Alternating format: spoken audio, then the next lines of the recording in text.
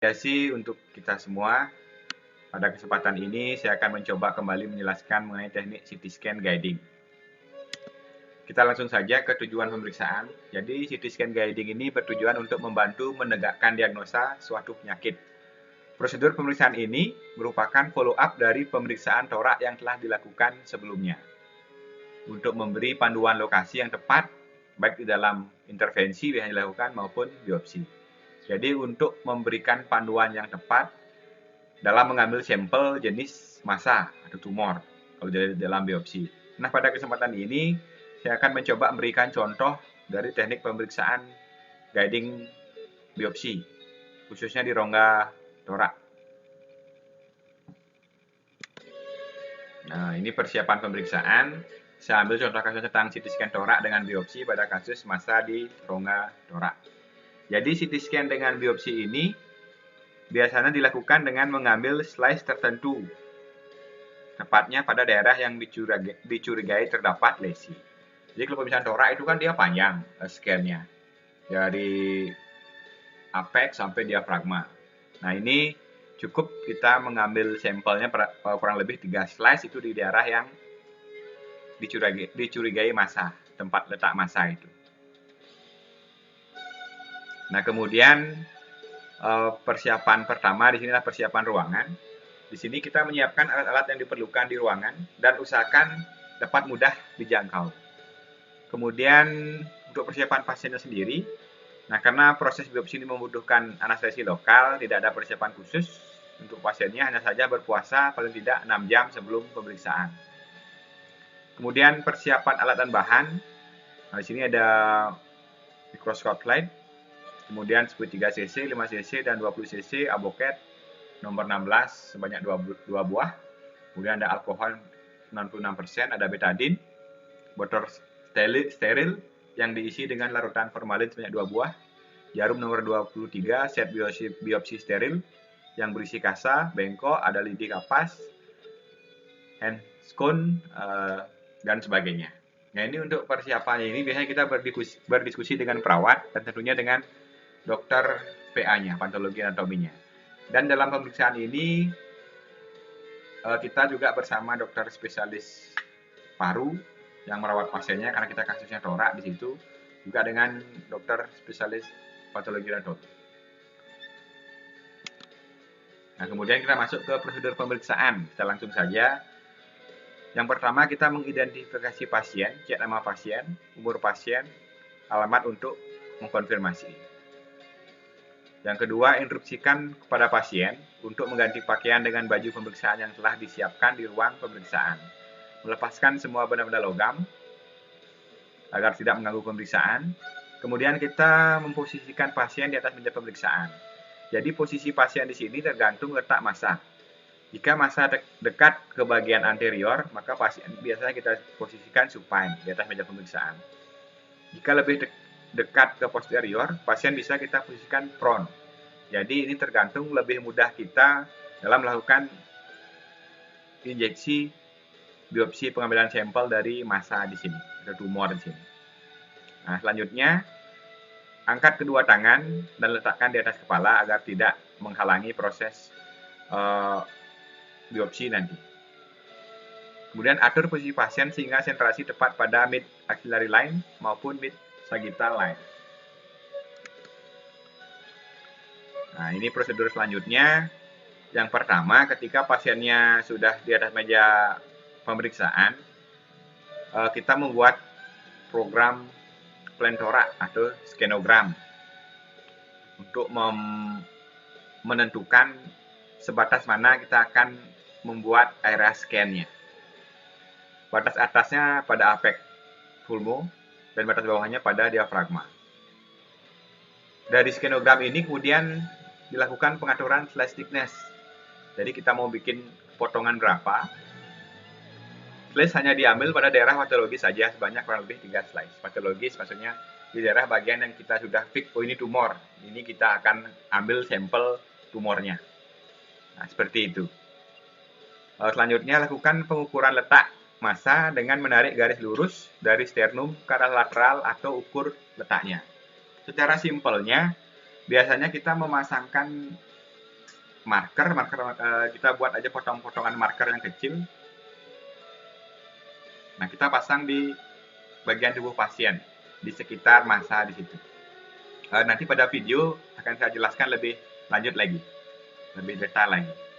Kemudian setelah itu tarik garis ke arah inferior untuk menentukan kedalamannya. Ini sangat penting karena dalam biopsi ini kita harus fix kira-kira letak massa yang akan kita ambil sampelnya ini seberapa dalam,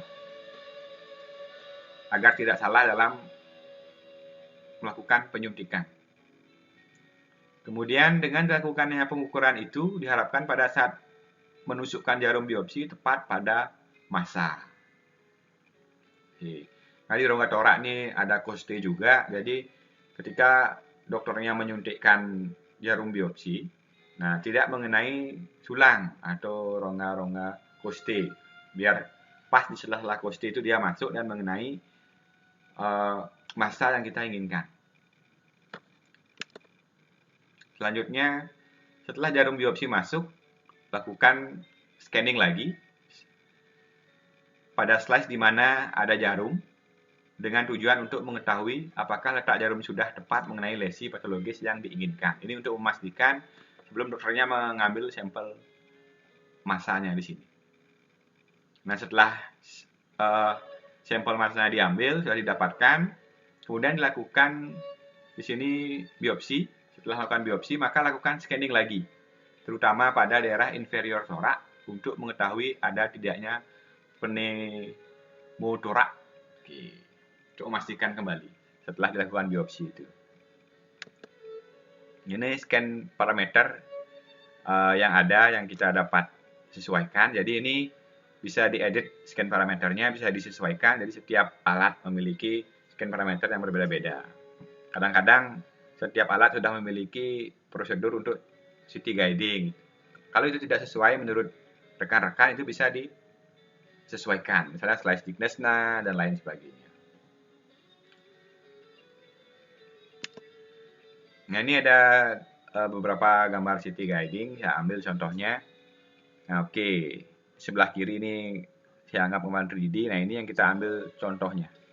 Target biopsinya itu ini. Oke. Nah, ini contoh ketika nanti melakukan biopsi. Oke, bisa dilihat di sini. Nah, ini ketika penusukan jarum biopsi coaxial needle di sini. Nah, di sini kita menyesuaikan di sini. Ini kan ada koste nih, terlihat gambar koste, ini agar koste, agar tidak ketika kita masukkan jarum ini dia terkena koste ini. Kalau kena koste tulang kan otomatis jarumnya tidak bisa masuk atau patah, gitu. Jadi di sela-sela rongga koste ini kita memasukkan jarum. Ini diukur di monitor CT scan. Ini diukur, ini kedalamannya berapa? Masuk sini. Misalnya ini 10 cm. Berarti di jarum biopsinya nanti dokternya mengukur kedalamannya 10 cm. Di permukaan sini biasanya kita isi marker. Isi marker kecil-kecil dan sini. Nah, oke. Ketika di scan kita ada batas dari marker itu, kira-kira untuk mencapai massa ini berapa mili, berapa senti kita atur ke kiri misalnya atau ke kanan. Biar dia tepat di sini. Kalau kita tidak menggunakan marker, kita harus menarik ini ke arah lateral dari titik massa ini yang kita akan ambil biopsi ini ke sini, dia berapa senti. Nah, kita ukur menggunakan meteran atau penggaris ke pasiennya. Nah, ini agak susah sih kalau ini, ketepatannya kurang. Itu kita ukur kedalamannya. Lebih enak kita memasang marker di bagian badan pasien, kita tempel kecil-kecil aja untuk tanda aja. Mungkin 3 atau 4 gitu. Oke, di simulasi scan nanti saya jelaskan kembali yang lebih mudah saya menjelaskan di situ. Ini juga sama, masih dalam gambar. Nah, ini misalnya topogramnya. Oke, topogram. Ini dicurigai massanya di sini. Ini yang kita mau ambil biopsinya. Kita cukup bikin scan parameternya seluas ini. Kurang lebih 3 slice cukup sepertinya di sini. Kita scan 3 slice. Nah, ketemu ini gambar aksial, pasiennya supine. Nah, ini kita ambil berapa dari dasar di sini, berapa kedalamannya, terus menentukan ini di bagian mana ditusuk biar tidak tertabrak oleh terkena koste di sini. Nah, ini pasiennya prone. Nah, ini ditusuk dari belakang. Oke. Jadi tergantung letak massa. Kalau letak massanya dia di belakang, di bagian superiornya, ini kita bisa posisikan pasiennya prone. Jadi kita dari belakang. Ini salah satu contoh gambar jarum biopsi untuk mengangkat jenis massanya di sini. Ini juga sama. Nah, ini massanya yang kita akan cari di sini. Oke. Saya lanjutkan ke video simulasi untuk mempermudah saya menjelaskannya. Lanjut lagi. Nah, ini contohnya pasien. Dia di daerah ini. Kita letakkan pasang marker di sini. Pasang marker 1, 2, 3, 4, 5. Di area sini juga 1, 2, 3, 4, 5. Jadi ketika nanti masuk scan, kita melihat marker itu terlihat bayangannya. Kan kalau marker itu kelihatan ya titiknya. Nah, itu kita ukur dari marker yang mana yang terdekat dari posisi massa. Oke. Posisi massa. Di situ kita ukur berapa senti ke kanan ke kiri, dan kemudian kedalamannya berapa. Oke, ini kita masuk ke proses scanning. Oke, ini udah kita dapatkan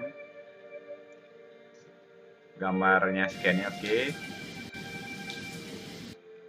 di sini kita sudah dapatkan. Oke, misalnya ini massanya di sini. Ini yang akan kita ambil sampelnya. Nah, ini kan ada kelihatan nih marker nih. Ada marker 1, 2, 3, 4, 5. Nah, ini kita ukur. Misalnya kita ambil titiknya di sini. Massanya yang kita mau ambil tuh ini. Berapa mili, berapa senti kedalamannya ini. Jadi ketika pengaturan jarum biopsi itu nanti kita bisa menusukkannya sesuai yang kita perlukan. Yang kita tidak inginkan dari CT biopsi ini, misalnya di sini kita tusuk, nah ini terkena ini postenya. Nah, ini yang tidak akan bisa dilakukan. Jarumnya akan patah di sini, tidak bisa masuk. Biar tidak juga menembus organ-organ lainnya, seperti pembuluh darah dan lain-lain, tidak tertusuk. Ini kita misalnya di sini. Ini misalnya contohnya ini yang akan kita jadikan ambil sampelnya di daerah sini. Saya contohkan begitu. Ini ada marker yang paling pinggir, berarti kita ambil patokan marker yang sebelahnya paling pinggir sebelah kirinya kalau digambar ini. Nah, kemudian kita lihat aman nggak di sini. Oh, ini aman, nggak ada koste. Berarti kita tinggal tarik garis ke bawah. Kedalamannya berapa kira-kira sampai di sini. Misalnya dia 51 mm, nah, misalnya seperti itu. Nah, gitu. Ini yang kita jadikan acuan patokan untuk nanti melakukan suntikan biopsi, penusukan jarum biopsi. Kalau kita ambil ini, contohnya ini tidak akan bisa dilakukan. Karena ini kan jarumnya menusuknya dia ke sini. Otomatis dia akan menabrak koste di sini. Tidak akan bisa ditusukkan jarumnya ke sini. Kalau ini juga riskan, cenderung miring, dia tabrak. Mungkin kemungkinan ini yang kita jadikan acuan. Kita ukur di sini luasnya berapa, kedalamannya berapa dari sisi-sisi marker di sini yang kita pasang. Oke, di sini saya kasih tanda pakai pulpen. Nah, untuk melakukan di mana peletakan biopsi itu. Biasanya dokternya sebelum melakukan penusukan ini dioles betadine dulu.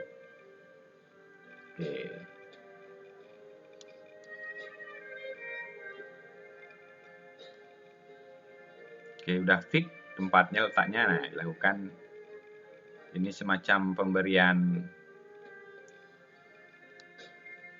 obat bius lokal. Oke, kemudian setelah pemberian bius, nah ini jarum biopsi. Ini ada sentiannya di sini. Untuk diukur, nanti kedalamannya berapa, ini ditentukan. Nah, tinggal ditusukkan. Sesuai yang di CT scan berapa kedalamannya itu dimasukkan. dilakukan pengukuran. Untuk yang melakukan ini CT biopsi ini bukan radiografer.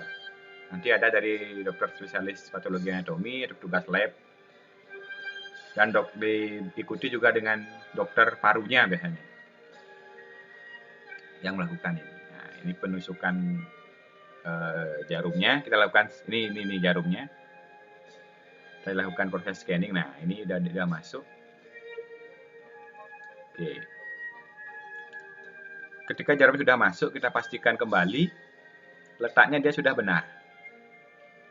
Artinya yang akan diambil sampelnya itu sudah kelihatan ya. Misalnya contohnya ini. Oke.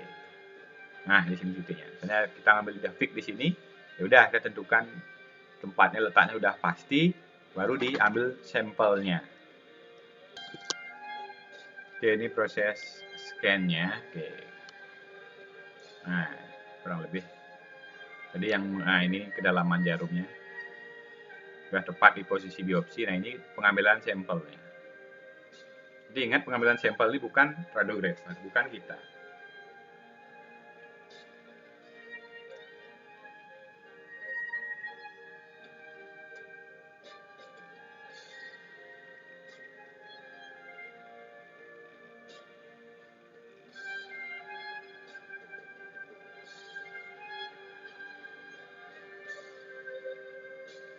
Jadi tugas kita di sini sebagai radiografer hanya membantu men-scan, membantu menentukan letak posisi masanya di sini.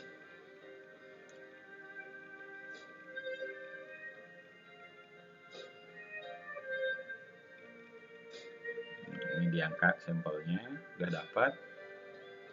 Oke. Kemudian sampelnya ini diambil nanti untuk diuji di laboratorium. Tujuannya menguji untuk mengetahui jenis masanya, masuk tumor ganas, tumor jinak, atau lain sebagainya.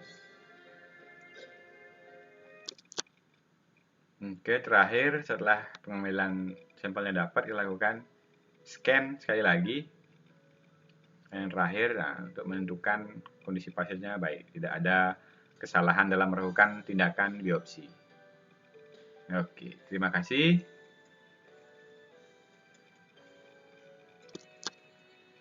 Oke, demikian tadi sedikit simulasi dari teknik CT guiding yang saya ambil contoh YouTube. Oke. Jika ada pertanyaan, nanti kita bisa diskusikan di forum diskusi kita. Oke, sekian dan terima kasih dari saya. Salam sejahtera untuk kita semua. Tetap jaga kesehatan di rumah aja. Terima kasih.